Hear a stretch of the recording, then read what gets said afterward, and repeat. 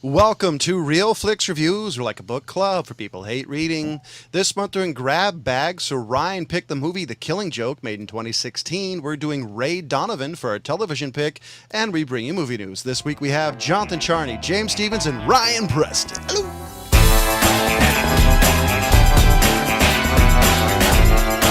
The Killing Joke, and here's the description. As Batman hunts for the escaped Joker, the clown prince of crime attacks the Gordon family to prove a diabolical point, mirroring his own fall into madness.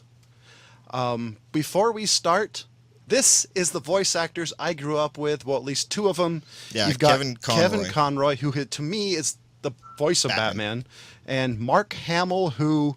Joker. Let's face it, there's no other Joker. Rest in peace, Heath Ledger. Doesn't compare to Luke Skywalker here. Actually, I don't know. I think he did the best rendition. This is the cast that people would have rioted if they didn't pick. Oh, yeah, especially on this one. The one thing I was really surprised, and I don't think I read the comic book when it came out, was it humanized the Joker. I didn't think you could do that to that character. Well, it attempted an origin story, but even the attempts, you know, like he says, like he always preferred his past to be multiple choice, you know. Yeah. I was just really surprised at the end of this movie. I'm kind of skipping around here. Was the very end, the conversation between Batman and the Joker was probably my favorite part of this movie, when the Batman basically said, "I'll help you," more or less, and he's like, "It's too late for me, man." Yeah. It was like, what? No maniacal laughter. To me, okay, I think the biggest thing we got to talk about is anybody who's ever read the book or the comic book, like it's 100 something pages. Anyway, anybody who's ever read the 29-page book is sort of familiar with exactly how really true to form they kind of kept, you know, sort of the last half of the movie. I mean, we obviously knew they weren't going to do a 25-minute Killing Joke. They had to make it somehow worth it. Yeah. I, for one, am really glad they just added to the beginning and then got into the Killing Joke as the time went on, without doing flashbacks and all that kind of bullshit. Here's where our opinions might start different. A lot of people right now are kind of like, I mean, it's split everybody down the middle for what happened between Babs and Bruce in the first half. Yeah. I actually, that didn't bother me. I actually liked the way that happened. I thought that was a perfect way to introduce the Oracle, which is a character that, oddly enough, not a lot of people know. Well, the Killing Joke itself, the book introduced Oracle, but I'm mostly talking about, you know, between her and Bats getting it on. Yeah, the sex part. What was it? There's previous. The Batman Beyond actually talked about their tryst and the return of the Joker. Yeah. I don't remember that part. No, what it is there was the old Barbara Gordon, who's now the police chief, and Terry were talking, and this is where she talked about what happened to Dick Grayson and the other Robin. Tim. So they talked about how the reason why she stayed. It was kind of alluded to, but yeah, it was kind of quite a bit of alluded to, but I mean, it was one of those things that you could have taken or left, and I thought it was something that was kind of, I mean, I understand that it was trying to be told kind of from the viewpoint of Barbara Gordon / the Oracle in that section, but I think they kind of took it a little far, that they kept kind of going where she's kind of like trying to get him to not make it weird. What do you mean? Well, it seemed like there was a little bit more of her trying to be like, okay, so what's next for us, you know, type thing. And you know, I mean, you got to know if you're going to have something with Bruce Wayne / Batman, it's not going to go anywhere. Well, I kind of liked Batman's kind of summary statement on that, is like, this to you is still the game. You've never been to the abyss. And that's where I really liked where she quit being Batgirl, when she realized, unlike Bruce Wayne, she knew that she may not live through it. Where Batman somehow always, besides the Joker, was always knew where his line was. I think that's why Batman wanted to talk to Joker was kind of the reason how he found out what he escaped was he didn't want to cross that line, and he knew with the Joker he would have no choice. Yeah, I mean, there's that section as Ryan was talking about at the beginning where they're sitting there and he's talking to the Joker, and he basically says, this is going to end with one of us killing the other one. It's going to happen. It's just, I can help you get out of this. Let's not go there. And this was created by probably two of the most legendary Batman people, being Moore and Bolland. These are two pretty much, if I remember correctly, this is the pinnacle of what a lot of people consider the revitalization of the character. Oh, Brian Bolland? Yeah, far as... Because Bolland. Batman, I think, kind of got cliched. I think the 60s kind of tarnished the image. Yeah. And then the 80s... The 60s tarnished the image for the multimedia aspect. The people who were still into the books, I mean, ever since the early to mid 80s, they've been kind of crushing stories like this. And this was, what, 90-something? 88. Was it 88 that this was written? The comic book was in 1988.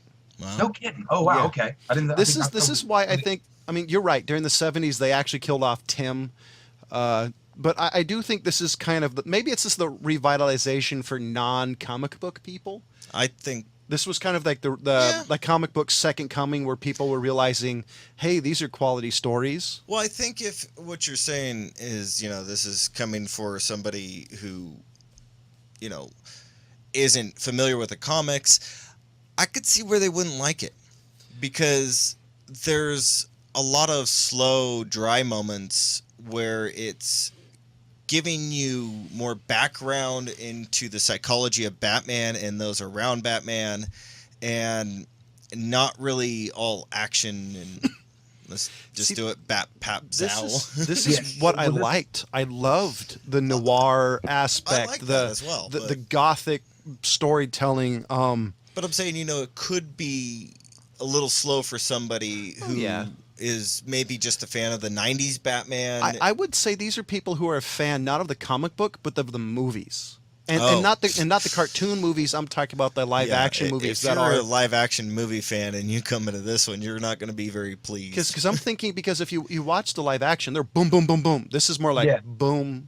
Well, boom. and the comics, especially sort of since mid 80s, have gained the reputation not just as pretty pictures, but like these really incredibly done stories that you couldn't do on mainstream television or movies. At least until pre-release. Yeah, I think only now, within, say, I would almost say since Game of Thrones came out, that you, or a little bit before, that you'd be able to tell this story. You think so? I think no. I think people's sensibilities changed once we saw kind of Batman Begins. I'll give you that. But and I mean, that's really even just for comic books in general. People just didn't look at comic books like that, or at least the general public. Well, I would even say because that would be our generation, the ones that were introduced to the darker Batman, where there's more good story in the 90s Batman. I would say reintroduced to the darker Batman. Yeah. Because the character was originally had a more darker-esque feel to it. I think our version was the return of the detective, the brooding hero. Yeah. And then, as Ryan's saying, also the guy, smarter than everybody else in the room, not just the guy who's going to punch the shit out of you. Yeah. Oh, I did want to bring up a comment that James talked about. This was the Joker talking about. Huh? I talked about something? Yes, believe it or not. About the comment about memory. This is the comment from the Joker. It says, memory is so treacherous. One moment you're lost in a carnival delight, childhood aromas, the flashing neon of puberty, all that settlement, candy floss. Next, it takes you somewhere you don't want to be. I think that kind of describes the Joker character in a nutshell. But Batman, too. I think that's one of the reasons I think we love this is they're yin and yang. Yeah. Oh yeah. Well, I mean that's why. I mean, this is his arch villain. He's got sort of one rule. Batman, that is, and Joker. I mean, we talked about this 1,000 times. Wants to have him break that rule. Wants to show him that they're really only a hair apart from each other.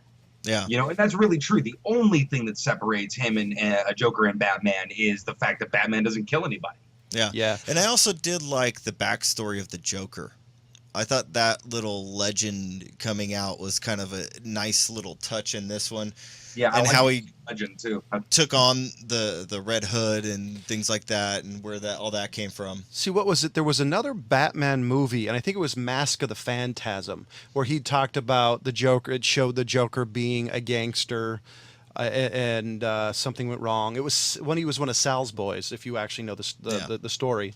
I liked this version a little bit better. It wasn't that the Joker was some badass to begin with. He was just a down-on-the-luck guy who life went sideways on him. I actually thought that fit the character a little bit better. Yeah, I did too. I thought the whole thing with his wife and all that kind of stuff, and the motivation was a little bit more, made more sense. And I liked the fact that they kept the lore of him falling into the vat. I mean, you really can't change that. I did, however, not think it was as sad as watching your parents being murdered in front of you. No, I mean, so that part was kind of like, okay, it's sad. I'd be horrified if that happened to me, but on the other hand, it's not like you're a 6-year-old boy watching your parents get murdered. Yeah, I mean, do you think Bruce Wayne ever bought pearls for any girlfriend? I have no comment because Just put it's that out there, this is kind of a family show-ish. I wasn't. When did that happen? I mean, yeah, you and Ryan cuss more than anybody else. I was gonna say, man, I'm gonna start just kind of lacing in here and you know, just to earn that rating. Go. No, So this guy walks into a talent agency. Jeez. We'll do that movie next week. It involves cats, right? Yeah, it's the cat movie. Yeah. But okay, so really though, I liked the intro. I didn't feel like the sex thing. I think I felt how Batman felt about it. Like, oh, that was a mistake, but not like, oh, you writer shouldn't have written that. Like, oh no, you character shouldn't have done that. But I understand how it could have happened. You have these heightened circumstances that you're always in, and so you have these misplaced emotions, and one thing could kind of just lead to one thing or another. I think it was the writer's attempt, and I think successful attempt of humanizing Batman. I mean, Barbara Gordon's always been a little bit more humanized than the other. Giving more. I mean, Batman to me has always been kind of humanized. For 100 different reasons, but I think this put the stakes a little more like how much he cares for Barbara, and not just like cares for her so much he didn't even want her to do it anymore. You see, Bruce Wayne to me has always been somewhat human, but I think this gave him more emotions than normal. This actually showed the side of Batman I don't think you got to see, was how much he actually cares. Well, Bruce Wayne, I Batman, because I always thought that Bruce Wayne was his alter ego. Bingo. He cares so much and knows so much about himself that he knows that in order to protect her, he can't be with her. Oh yeah. So I'm going to put this out here. To me, this is a straight 5 out of 5. This was very entertaining. To me, there was no parts of this movie that were slow. Obviously, some people who are not a fan of this or the gothic noir-esque of this, to me, this was spot on. This was almost as perfect as I think you can get a Batman story without going one way or another. What do you think, James? I get what you're saying, but I don't know. For me, I don't know. There was just something didn't feel like, I don't know, spot on for me. I think that, I mean, you pick the best characters and everything like that, but I think, I don't know, there was just something off about the Joker for me. Because he wasn't turned up to 11 like he was in the cartoon when we were kids. The Joker? Yeah, because this was a more turned down Joker. This is the psychotic Joker, but humanized, not just the insanity. I think that was really what it was for me, why it didn't just pop out at me, because as far as I'm concerned is when the Joker is the Joker, he's straight out psychotic and doesn't care. And I feel like there was a little bit more of a tame, more I think more of a methodical. Like he had this thing really planned out for an end game that he was trying to get to. I do think the flashbacks, more serious Joker is really what I want to kind of say. I would say I think the flashbacks for me kind of toned it down, because if you didn't have the flashbacks, I think this would have showed the more maniacal, psychotic nature. But the flashbacks, I think, added enough tone to it that I think it toned it down. To me, it did. I could see that. And then the other one that kind of bothered me was Gordon. Gordon, even before the Joker kidnapped him, I think that Gordon wasn't Gordon for me. He wasn't as badass. Yeah, it wasn't as badass. It seemed like he had. So what's your rating? Things going on. So those were the two dings for me that weren't perfect for me. But it's still a 4 out of 5. I mean, this is strong 4 for me at least. Ryan? Okay, so as far as the second half, the Killing Joke half, they nailed it. I mean, they almost did it panel for panel. Yeah. I mean, seriously, go pick up the book and flip through it, and it's like watching the movie. Go read Johnny the Homicide Man. So they definitely got the 5 out of 5 on that part, and I think the Gordon that they were going for was the Gordon from the Killing Joke. You know what I mean? Not necessarily from the animated features or things like that, which is kind of what our minds are comparing it to. But just based on the source material, amazing. Now, only judging sort of the first part, I mean, really 5 out of 5 there too. I mean, I thought they did an amazing job. I mean, yeah, sure, the thing happened. It weirded some people out. The naysayers can kind of kiss my ass on this one. I mean, I thought they did an absolutely amazing job. So 5 out of 5? 5, yeah. I mean, 10 out of 10 if you want to split it in half. So, ladies and gentlemen, we do have a Facebook page, and we now have a challenge for you. Is there a movie that you want us to review? Go to facebook.com/RealFlixReviews. Leave a comment. We might do your movie. The other thing is we do now have an audio podcast. We're on iTunes, Podbean, Stitcher, and more. Make sure you subscribe and listen. So this is the part of the show where we do movie news. And does anybody have any movie news? I had some. Now, what did you guys think of? We haven't done any of them, but the old musicals. Well, like which musicals? I'm talking like the old ones from like Fiddler on the Roof, those types of things, and even throwing in like Mary Poppins and stuff like that. Mary Poppins, I liked. I wouldn't necessarily consider that a classic musical, especially if you're gonna go for the Disney movie. Was the other one I was trying to think of. Because Disney, that's Disney's thing. Sound of Music I liked, even though I'm not a big fan of it now because I've seen it too much. So, yeah, like Sound of Music. I dug me some Fiddler, though. So, would you guys be interested in watching a new, updated kind of version of Mary Poppins? Still set in the near Depression era of London, but absolutely not. Especially with Emily Blunt. You sure? Emily Blunt doesn't. I'm sorry, if it doesn't have fucking Dick Van Dyke in it, it's not Mary Poppins. Well, I think they got. I just looked at the guy's name. Oh, I forget. Lin-Manuel Miranda, I guess, is playing Jack. So that would be that version. But I don't think it's gonna fly. Even though I've seen some movies that are coming out now that are trying to bring kids back into the musical age of that type of thing. The Descendants is the most recent one that they did. I'm sorry. This. If it doesn't have the original cast, it's not Mary Poppins. 90% of the original cast is dead, right? Yes. Okay. Matter of fact, same with Ghostbusters. Dancing his ass off. Yeah. Yeah. Okay, look, I'm definitely not one of those purists when it comes to cast. I understand if you're remaking a movie, you can't have the original cast most of the time, especially when the movie was made in like the 30s. Yeah, John, Jesus. But that being said, this is a movie that wasn't broke. I mean, it doesn't need to be updated if you're still going to make it in the same time frame. It doesn't need any more special effects. Matter of fact, I think the special effects back then are just as mesmerizing today. Yeah, I've actually saw some of them, and they're still pretty good for what they did. Here's the reason why I don't think this should be remade is they're going to break it.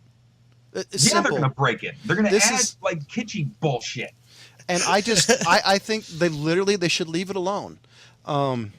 Don't they still sell like a couple 100,000 copies of this shit a year? Yes. Like, are they Probably. really still not making money on Mary Poppins? The question, is it going to be Disney? Well, of course it's going to be Disney. Yeah, I was gonna say I don't think Disney will ever let this one go. No. I do want to switch to a little bit of sadder news. Is Kenny Baker passed away over the weekend? Who the hell is Kenny Baker? R2D2. Oh, that's sad. Yeah, I was gonna say you don't know I'm that. sorry, I was still angry from before. I came out wrong. He was also in Time Bandits and of other movies. Even though you didn't know who he was, just the fact that he died, and the fact he was in almost everybody's favorite movie, the first one. Yeah. I'm really sad about that. Yeah, I mean, he was. I think he did great for all the stuff that he did, even though he didn't have very many talking roles. But Well, see that's the thing. I mean, I think him and like Anthony Daniels, maybe Anthony Daniels a little more because he was just he was also the voice, but Kenny Baker, Yeah. was it that should have been just like a no-name part, back when they didn't think this movie was going to be what it was. I mean, Yeah. I think for that dude, just a guy in a trash can, basically, kind of like got elevated to this almost godlike level, amongst all of his fans, and I think that's a huge, huge win for that dude, who otherwise, I mean, if the movie kind of did what they were expecting, would have just been, like an extra, And But I'm sure this dude went to 1,000 Comic-Cons and, Oh, shook yeah. 1,000 hands of people who were enamored with that dude being in that trash can. and have a million photographs that people paid $20 a piece for. I mean, sure, but that's the fans want to see him, and that's, I think, something amazing for that small of a character. No pun intended. Seriously. Oh, and in the pile of holy crap, where do they find him? Brendan Fraser is back in Indian drama The Field. The mummy actor plays expat gun runner in a bilingual thriller. I'm legitimately surprised he's back. I'm good with Brendan Fraser. What was wrong with Brendan Fraser? The problem with him is he was in a couple of movies that killed him. Monkey Bone. That killed his career, plus the fact that apparently he pulled a little bit of a diva act in some of his previous movies he did. Oh, yeah, you can't do that. George of the Jungle cannot be a diva. Right? Neither can Monkey Bone. Neither can, Monkey Bone I Actual put on the ass. same thing as Cool World. It's the same. Oh, man. They're on the same page in my book. Throw 'em man, baby it's been a while kids. since I've seen Monkey Bone, and I'll tell you what, I have nightmares about Cool World still. Yeah, I have nightmares about Monkey Bone. See, I saw Cool World as a kid, and I thought it was a great cartoon. It wasn't until I realized how bad it was. And yes, I was a kid when I saw it. So I had a question, since we're going to be possibly seeing this movie next week. Jared Leto wants me to keep playing the Joker so he can battle with Ben Affleck's Batman.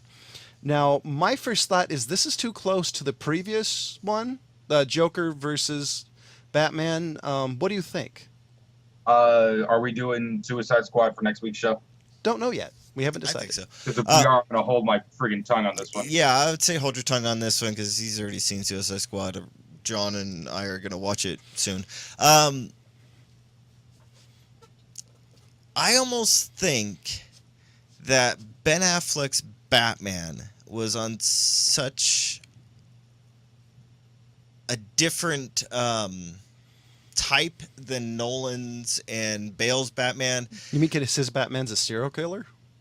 Well, shh, I wasn't getting into that. Yeah, well, I would not be completely adverse to it, but I wouldn't be excited for it. Does that make sense? No, that makes perfect sense. So, I mean, I'm not saying, you guys can't do that, but if they're trying to compare the same or try to go the same route as Ledger and Bale did, I think you guys are just setting yourself up for failure, just like Batman versus Superman failure. And I completely agree. kinda And with that putting being that out said, we skipped the television pick, so we're going to go into Ray Donovan. We didn't talk about it. Oh, I had one. No, well, we didn't talk Okay. about this week's pick. I was saying I have one for this week. No, that we haven't talked about it yet. Ray All right. Donovan. Okay.